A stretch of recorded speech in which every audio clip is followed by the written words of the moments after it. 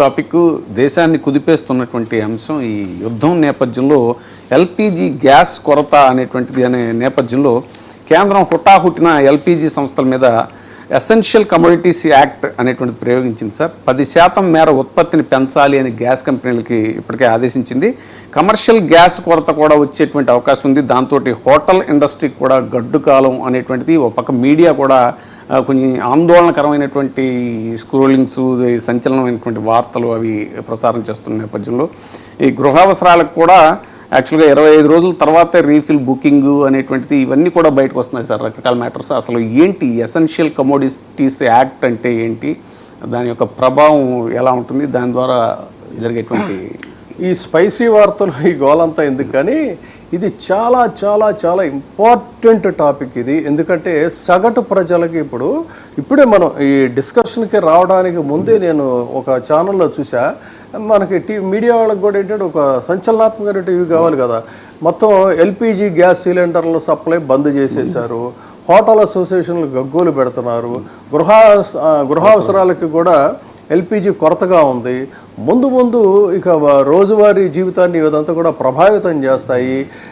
ఒక విధంగా చెప్పాలంటే ఈ దేశంలో ఒక దేశం అభివృద్ధి చెందడానికి సంబంధించినటువంటివి కేవలం పరిశ్రమలు, టెక్నాలజీ మాత్రమే కాకుండా ప్రజలకు అవసరమైనటువంటి ఆహారం, ఇంధనం, వంట గ్యాస్ లాంటి అత్యవసర సరుకులు అందుబాటులో ఉండటం కూడా చాలా ముఖ్యమైనటువంటి అంశం.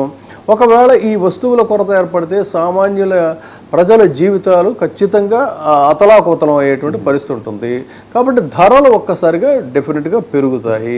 సో మార్కెట్లో అస్థిరత పెరుగుతుంది. అందుకే భారత ప్రభుత్వం ఇప్పుడు ఏం చేసిందంటే అత్యవసర వస్తువుల సరఫరాని, ముఖ్యంగా ఈ గ్యాస్ సరఫరాకి సంబంధించి ఎసెన్షియల్ కమోడిటీస్ యాక్ట్ 1955 అనేటువంటి ఒక చట్టాన్ని ఇప్పుడు అమల్లోకి తెచ్చింది. దాని మీద మళ్ళీ ఒక జీవో పాస్ చేసింది, దీన్ని ఖచ్చితంగా అమలు చేయాలని. ఎందుకు ఇది రూపొందించబడిందంటే ముందు చూసుకుందాం. ఇప్పుడు ప్రజెంట్ చెప్పేటప్పుడు 1955లో రూపొందించినటువంటి ఈ చట్టం వెనుక ఒక ప్రధాన లక్ష్యం ఉంది. దేశ ప్రజలకు అవసరమైనటువంటి వస్తువుల కొరత లేకుండా అందుబాటులో ఉండాలి. కొందరు వ్యాపారులు భారీగా నిల్వ చేసే మార్కెట్లో కృత్రిమ కొరత కనుక సృష్టించినట్లయితే వాళ్ళ మీద యాక్షన్ తీసుకోవడానికి, ప్రభుత్వ నియంత్రణలు ఇవన్నీ కూడా ఉండటానికి, అవసరమైతే ప్రభుత్వమే నేరుగా మార్కెట్ వ్యవస్థలో జోక్యం చేసుకునేటువంటి అవకాశం ఉండటానికి ఈ చట్టాన్ని రూపొందించారు. ఇది ఇక్కడ మెయిన్ బేసిక్ పాయింట్. సో ఈ అత్యవసర వస్తువుల జాబితా ఎసెన్షియల్ కమోడిటీస్గా గుర్తించబడినటువంటి వస్తువులు ఏంటి అంటే సాధారణంగా ప్రజలతో రోజువారీ జీవనానికి అవసరమైనటువంటి, ఉదాహరణకి బియ్యం, గోధుమలు, పప్పులు, చక్కెర, ఉప్పు, వంట నూనెలు, పెట్రోలియం ఉత్పత్తులు, ఎల్పిజి గ్యాస్ ఇలాంటి వస్తువులన్నీ కూడా ఈ ఎసెన్షియల్ కమోడిటీస్ కిందకు వస్తాయి. ఈ వస్తువులు అందుబాటులో లేకపోతే ఖచ్చితంగా ప్రజల జీవితం అతలాకుతలం అవుతుంది. అందుకే ఈ ప్రభుత్వం వీటి సరఫరా మీద ఒక ప్రత్యేకమైనటువంటి దృష్టి పెట్టింది. మార్కెట్ వ్యవస్థ ఎలా పనిచేస్తుంది, సాధారణ పరిస్థితుల్లో మార్కెట్ వ్యవస్థ స్వేచ్ఛగా పనిచేయాలంటే ఏం చేయాలి, రైతులు, వ్యాపారులు, వినియోగదారులు వీళ్ళ యొక్క ధరల డిమాండు, దాని కంట్రోలు, సరఫరా, వీటన్నిటి మీద కూడా ఒక నియంత్రణ ఉండాలి.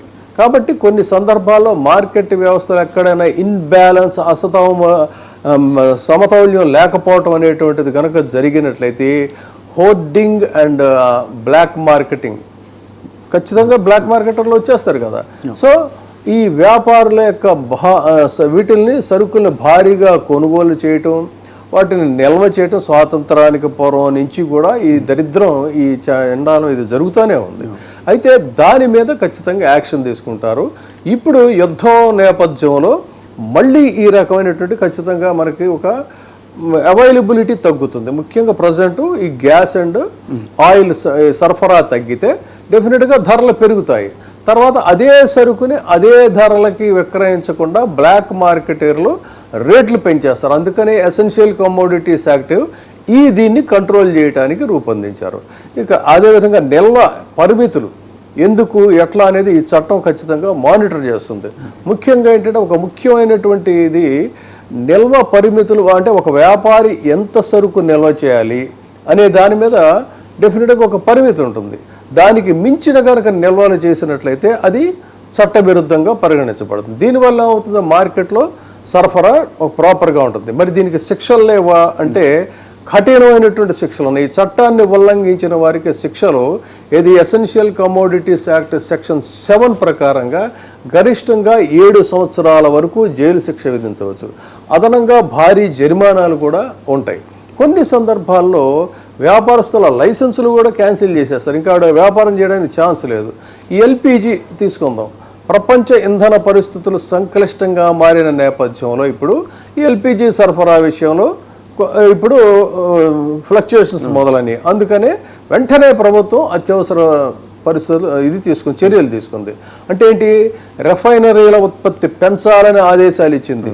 గృహ వినియోగదారులకి ప్రాధాన్యం ఇచ్చింది. ముఖ్యంగా సిలిండర్ల బుకింగ్ల మీద అంతకుముందు 10-15 రోజులు ఉండేది, దాన్ని 20 రోజులు చేసి ఇప్పుడు 25 రోజులకి చేశారు. అది పరిస్థితులు తప్పవు. కాబట్టి ఈ చర్యలన్నీ కూడా ఏంటి, ప్రజలకు గ్యాస్ సరఫరా నిలిచిపోకుండా ఉండేందుకు తీసుకున్నవే తప్ప వాళ్ళని ఇబ్బందులు పాలు చేయాలని కాదు. అన్ని అత్యవసర వస్తువుల మీద కూడా ఇదే తరహా విధానం అమలు చేసే పరిస్థితులు కూడా రావచ్చు ఈ యుద్ధం నేపథ్యంలో. ఒకవేళ ఎల్పిజి లాగా అత్యవసర వస్తువులపై కూడా కఠిన నియంత్రణలు కనుక అమలు చేస్తే వినియోగదారులకు చాలా ప్రయోజనాలు కనిపిస్తాయి. నిల్వదారుల యొక్క బ్లాక్ మార్కెటీర్ల యొక్క నియంత్రణ ఉంటుంది.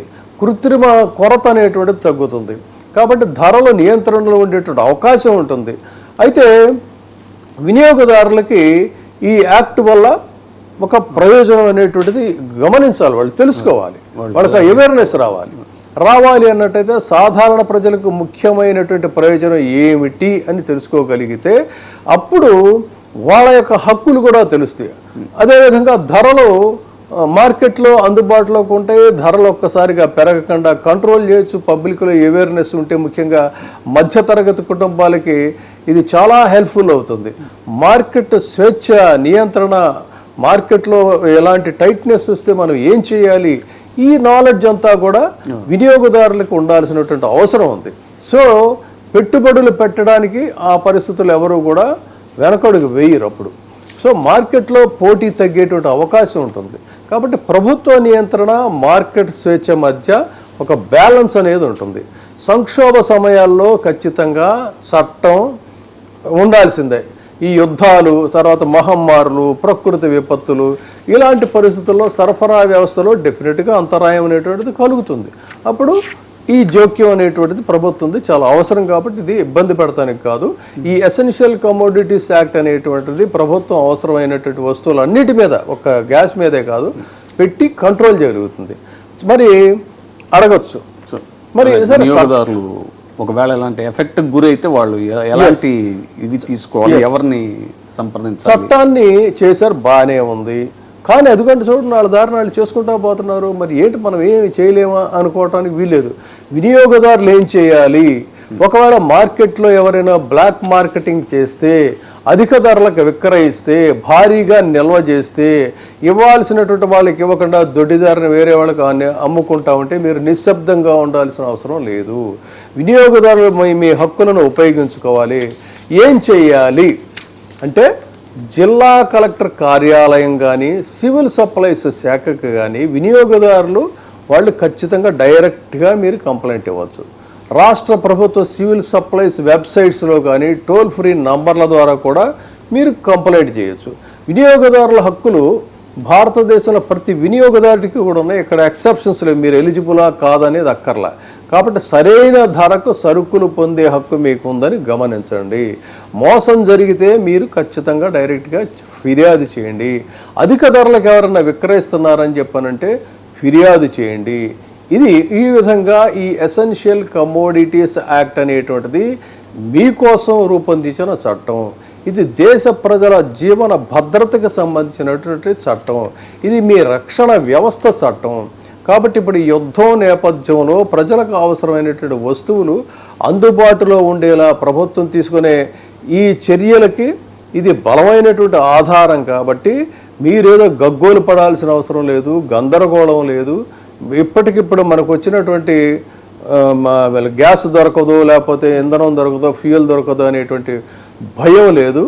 డెఫినెట్గా ఇప్పుడు ఆ రకంగా బెదరగొట్టడానికి ఏవో న్యూస్ అన్నీ కూడా వస్తున్నాయి. కాబట్టి ఫస్ట్ అండ్ ఫార్మోస్ట్ ఏంటంటే మీ హక్కుల్ని మీరు తెలుసుకోండి.